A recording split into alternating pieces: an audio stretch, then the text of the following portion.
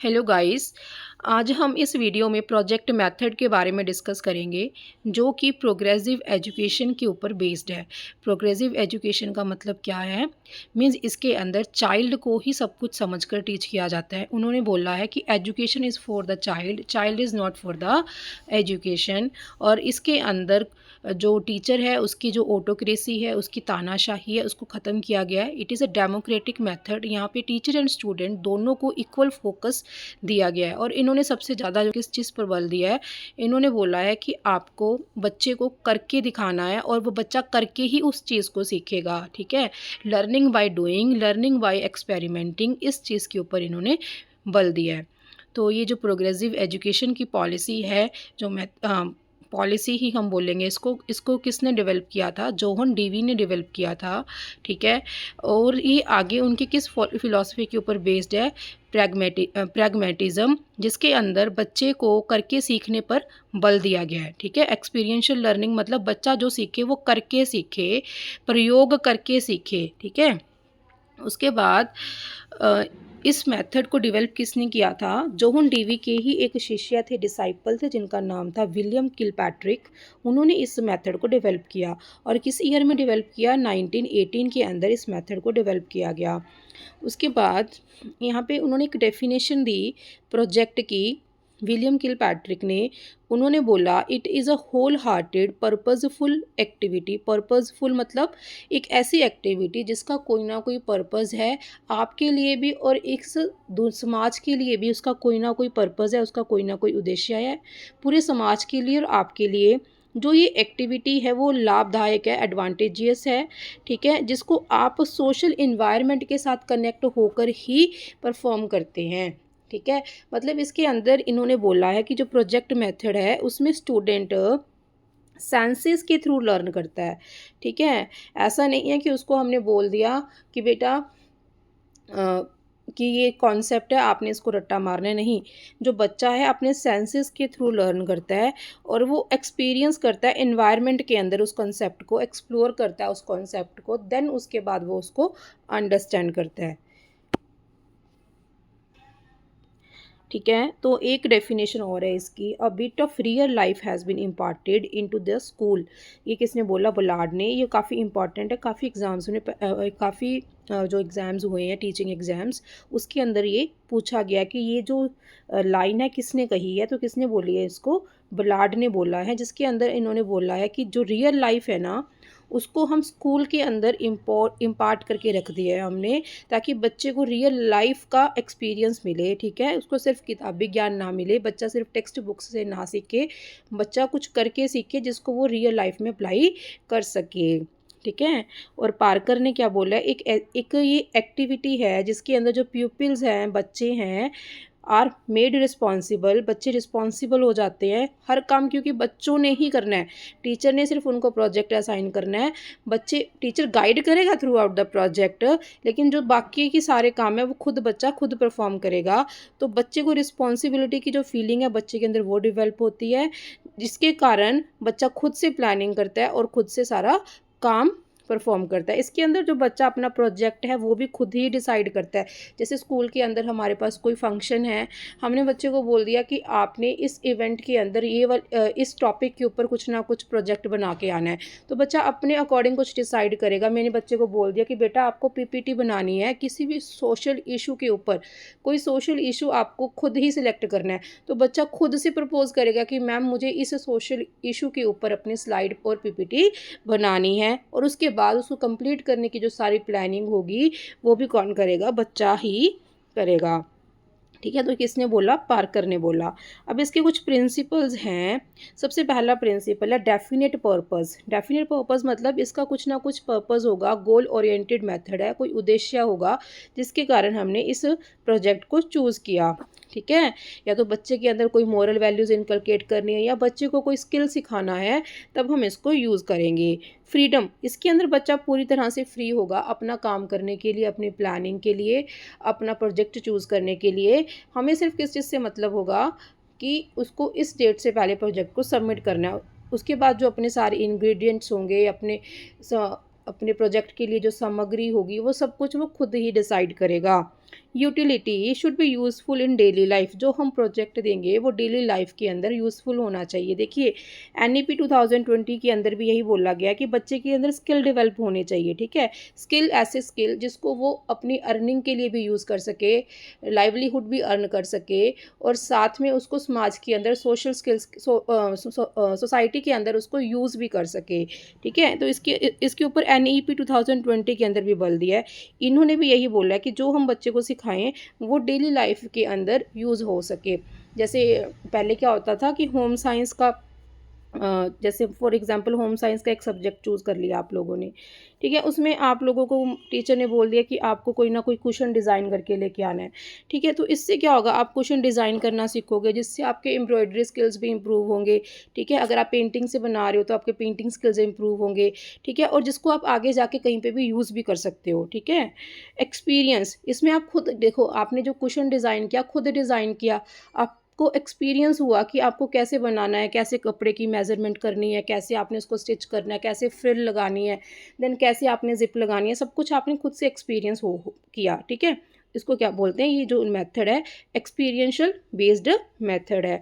Social experience, इसके अंदर हम जब हम अपना प्रोजेक्ट चूज़ करते हैं हम पूरी सोसाइटी के बारे में सोचते हैं कि इस टाइम के ऊपर सोसाइटी के अंदर सबसे ज़्यादा ट्रेंड पे कौन सा टॉपिक चलेगा। मैंने बच्चे को बोला आपने सोशल इश्यूज़ के ऊपर कोई ना कोई प्रेजेंटेशन बनानी है, तो बच्चा आसपास देखेगा कि क्या चल रहा है, किस चीज़ के ऊपर सबसे ज़्यादा बातचीत हो रही है। देखिए आजकल एयर पोल्यूशन सबसे ज़्यादा है, तो बच्चा क्या करेगा, एयर पोल्यूशन के ऊपर ही अपना एक प्रोजेक्ट बना लेगा। तो एक वो सोसाइटी को लेकर चलेगा, जब भी वो अपना प्रोजेक्ट चूज़ करेगा, ही और she will consider the society before deciding the project. Reality, ये जो प्रोजेक्ट है हमारा रियल होना चाहिए, मतलब ऐसा नहीं है कि हमने हवा में कोई कॉन्सेप्ट बना दिया और बच्चे ने उसके ऊपर एक प्रोजेक्ट बना के रख दिया। हमारा जो कॉन्सेप्ट है वो एब्स्ट्रैक्ट नहीं होना चाहिए, वो एक कॉन्क्रीट सब्जेक्ट होना चाहिए, कॉन्क्रीट टॉपिक होना चाहिए जिसके ऊपर हम प्रोजेक्ट बना रहे हैं। उसके बाद इसके अंदर स्टेप्स क्या रहेंगे, सबसे पहला स्टेप है क्रिएटिंग अ सिचुएशन। हम बच्चे के सामने एक सिचुएशन क्रिएट करेंगे। हम बच्चे को बोलेंगे कि बेटा आपके स्कूल के अंदर कुकिंग विदाउट फायर का एक कंपटीशन है, जिसके लिए हमारी क्लास ने एक कोई भी रेसिपी बनानी है, ठीक है। हमने सिचुएशन क्रिएट कर दी, अब बच्चा सोचेगा कि हम क्या करें, लेकिन हमने ये भी बोला कि आपने जो रेसिपी चूज़ करनी है ना वो न्यूट्रिशियस होनी चाहिए, उसके अंदर न्यूट्रिएंट्स होने चाहिए, बच्चों के लिए सही होनी चाहिए वो रेसिपी जो भी आप बनाओगे। तो बच्चा क्या करेगा, सोचेगा, इधर उधर यूट्यूब से सर्च करेगा, अपने पेरेंट्स से डिस्कस करेगा, नेक्स्ट डे आपको बताएगा कि मैम हम क्या कर सकते हैं, हम एक हेल्दी सैलेड प्रोजेक्ट बना सकते हैं, ठीक है।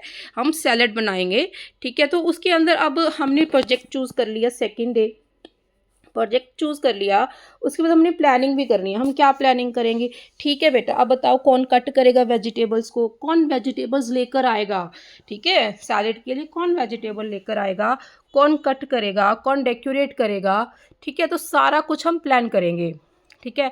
अब प्लानिंग होगी, उसके बाद हम क्या करेंगे, एग्जीक्यूशन करेंगे on the day of the competition day वाले दिन हम एग्जीक्यूट करेंगे अपने प्लान्स को कि कोई बच्चा वॉश करेगा वेजिटेबल्स को, कोई लेकर आएगा, कोई कट करेगा, कोई डेकोरेट करेगा प्लेट को, सब कुछ एक्टिविटीज़ हमारी कंप्लीट होगी, हमारी सैलेड प्लेट रेडी है।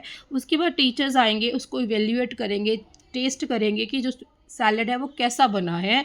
उसके बाद रिपोर्टिंग होगी, रिपोर्टिंग के अंदर आपको मार्क्स दिए जाएंगे। अगर आपकी कोई कंपटीशन कोई आपकी पोजीशन बनती है फर्स्ट सेकंड थर्ड, वो आपको असाइन किए जाएगी, अदरवाइज़ आपको कुछ ना कुछ दिया जाएगा। तो ये रहा आपका प्रोजेक्ट मेथड, जिसके अंदर हमारे ये स्टेप्स रहते हैं टोटल 6, कहीं पे 5 या 7 भी लिखे हो सकते हैं, लेकिन मेनली यही 6 स्टेप्स हैं आपके। उसके बाद इसकी टाइप्स कौन कौन सी हैं, ठीक है। टाइप्स, सबसे पहली टाइप है प्रोडक्ट टाइप, जिसके अंदर आप कुछ ना कुछ डेवलप करते हैं। जैसे मैंने बच्चों को बोल दिया कि बेटा आपको इंटरनेट का एक प्रोजेक्ट बना के लेके आना है। मान लो आपको नेटवर्किंग के ऊपर एक प्रोजेक्ट बनाना है, लैन मैन वैन, तो बच्चा क्या करेगा, थर्माकोल पेपर ड्राइंग शीट्स को यूज़ करके एक प्रोजेक्ट डिज़ाइन करेगा, यहाँ से एक मॉडल बनाएगा वो, ठीक है। तो उसको हम क्या बोलेंगे, प्रोडक्ट टाइप का एक प्रोजेक्ट है। कंज्यूमर प्रोजेक्ट, जिसके अंदर बच्चा कुछ करेगा। जैसे मैंने मान लो बच्चों को बोल दिया कि आपकी क्लास डेकोरेशन का कंपटीशन है, तो बच्चे क्या करेंगे, पूरी क्लास को क्या करेंगे, डेकोरेट करके देखेंगे। ठीक है, तो वहाँ पे हम क्या कर रहे हैं, कुछ करके दिखा रहे हैं टीचर्स। बच्चे हैं जो कुछ करके दिखा रहे हैं टीचर्स को, उसको हम क्या बोलेंगे, कंज्यूमर प्रोजेक्ट। प्रॉब्लमेटिक प्रोजेक्ट के अंदर बच्चे को हम कोई प्रॉब्लम सॉल्व करने के लिए देंगे और बच्चा उस प्रॉब्लम को सॉल्व करेगा। ठीक है, तो इस प्रोजेक्ट को हम क्या बोलेंगे, प्रॉब्लमेटिक प्रोजेक्ट। ड्रिल प्रोजेक्ट, ये आप याद रखिएगा, काफ़ी इंपॉर्टेंट है। ड्रिल प्रोजेक्ट के अंदर क्या होगा कि बच्चे को हम कोई स्किल सिखाने के लिए बार बार एक ही असाइनमेंट असाइन करेंगे या बार बार उससे डिफरेंट चीज़ों की प्रैक्टिस करवाएंगे, उसको हम क्या बोलते हैं, ड्रिल प्रोजेक्ट। ठीक है, फॉर एग्जांपल अगर सिंगिंग सीखनी है बच्चे ने, स्विमिंग सीखनी है, डांसिंग सीखनी है, तो ड्राइंग सीखनी है, तो ऐसे प्रोजेक्ट्स के लिए बच्चा क्या करेगा, बार बार परफॉर्म करेगा। हो सकता है सेम पिक्चर को भी उसको बार बार ड्रॉ करना पड़ जाए, सेम सॉन्ग को भी उसको बहुत बार सिंग करके देखना पड़े। ठीक है, अपनी एक ट्यून को प्राप्त करने के लिए। तो इसलिए हम इस ऐसे चीज़ों को हम क्या बोलते हैं, ड्रिल प्रोजेक्ट, जिसके अंदर बच्चा किसी भी स्किल में मास्टरी के लिए बार बार क्या करता है, चीज़ों को रिपीट करता है, प्रैक्टिस करता है। अब इसके एडवांटेजेस क्या हैं या इसके करेक्टरिस्टिक्स क्या हैं, ये मैंने गलती से लिख दिया, ये टाइम कंज्यूमिंग, ये उसमें जाएगा इसके एडवांटेजेस में, डिसएडवांटेजेस में। सबसे पहला इसका करेक्टरिस्टिक्स क्या है, ये गोल ओरिएंटेड है, पर्पसफुल है, इसका कोई ना कोई पर्पस है। हम बच्चे के अंदर कोई ना कोई वैल्यू इनकलकेट करना चाहते हैं, इसलिए हमने उनको वो प्रोजेक्ट दिया है। हम बच्चों को सिखाना चाहते हैं कि बच्चे टीम वर्क के अंदर कैसे काम करेंगे। बच्चों को हम न्यूट्रिशन के बारे में बताना चाहते हैं, हम बच्चों को बताना चाहते हैं कि कौन सी चीज़ें आपके लिए, आपकी सेहत के लिए अच्छी हैं। तभी हमने बच्चों को ये बोला कि आपका कुकिंग विदाउट फायर का कंपटीशन होगा। ठीक है, तो हमारे हर एक प्रोजेक्ट का एक मीनिंग रहता है, इसका कोई ना कोई गोल रहेगा। लर्निंग बाय डूइंग, बच्चा खुद करके देखेगा, टीचर खुद से वेजिटेबल्स कट नहीं करेगा, ठीक है, खुद से वॉश नहीं करेगा, खुद से डेकोरेट नहीं करेगा, जो भी करेगा बच्चा करेगा। तो इसको हम क्या बोलते हैं कि बच्चा करके सीखेगा, एक्सपीरियंस करके सीखेगा, जिससे उस चीज़ें उसके दिमाग में लाइफ टाइम के लिए रहेंगी। प्रैक्टिस प्रॉब्लम सॉल्विंग, ठीक है, तो प्रॉब्लम को सॉल्व करने के लिए वो प्रैक्टिकल करके देखेगा। फ्रीडम्स टू स्टूडेंट्स, फ्रीडम्स पूरी तरह से फ्री हैं अपना काम करने के लिए। जब ऐसे कुछ प्रोजेक्ट्स होते हैं, हम देखते हैं जो टीचर्स होते हैं वो ज़्यादा बच्चों के साथ इन्वॉल्व नहीं रहते क्लासरूम्स में, बच्चे खुद काम करते हैं, एक या दो टीचर्स वहाँ पे बैठ जाते हैं, सिर्फ इतना ही काम करते हैं, अदरवाइज़ टीचर्स वहाँ पे अवेलेबल नहीं रहते। तो यहाँ पे बच्चे फ्री होते हैं अपना प्रोजेक्ट चूज़ करने के लिए भी, देन उसको डिलीवर करने के लिए भी। ठीक है, उसके बाद follow psychological laws of learning, इसके अंदर हम पूरी तरीके से देखिए, साइकोलॉजिकल लॉज ऑफ लर्निंग के अंदर क्या रहता है कि हम चाहते हैं कि बच्चा प्रैक्टिस करके सीखे, बच्चा क्यूरियोसिटी के साथ सीखे, बच्चा एक रिस्पॉन्सिबिलिटी के साथ सीखे। तो इसके अंदर वो सारा कुछ ही है। बच्चे के अंदर क्यूरियोसिटी भी है क्योंकि उसको ये है कि मैं फ़र्स्ट पोजीशन लेना चाहता हूँ। ठीक है, बच्चे के अंदर रिस्पॉन्सिबिलिटी भी है कि बच्चे को पता है कि उसको इस टाइम से पहले अपना प्रोजेक्ट कंप्लीट करके सबमिट करना है। ठीक है, तो बच्चे के अंदर काफ़ी सारी जो रिस्पॉन्सिबिलिटीज़ हैं, काफ़ी सारी जो चीज़ें डेवलप होती हैं इन दिस मेथड। इसके अंदर सोशल एंड मोरल वैल्यूज़ भी आती हैं, वही टीम वर्क की वैल्यू, कोलैबोरेटिव लर्निंग की वैल्यू आती है। ठीक है, उसको लोगों के साथ बातचीत करना, लीडरशिप की क्वालिटीज़ डेवलप होती हैं बच्चों के अंदर इन दिस मेथड। उसके बाद डिसएडवांटेजेस क्या हैं, curriculum could not be completed. अब हर चीज़ को अगर हम ऐसे सिखाएंगे तो बच्चा कैसे कंप्लीट करेगा अपना सारा सिलेबस, क्योंकि सिलेबस भी तो बहुत ज़्यादा होता है स्कूल्स में।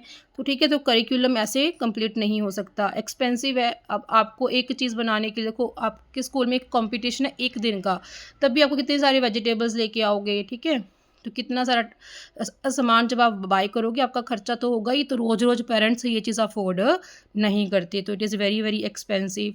लैक ऑफ ट्रेंड टीचर्स, ठीक है, जो टीचर्स हैं वो खुद भी इतने ट्रेंड नहीं है कि वो हर चीज़ को प्रोजेक्ट के ज़रिए सिखा सकें।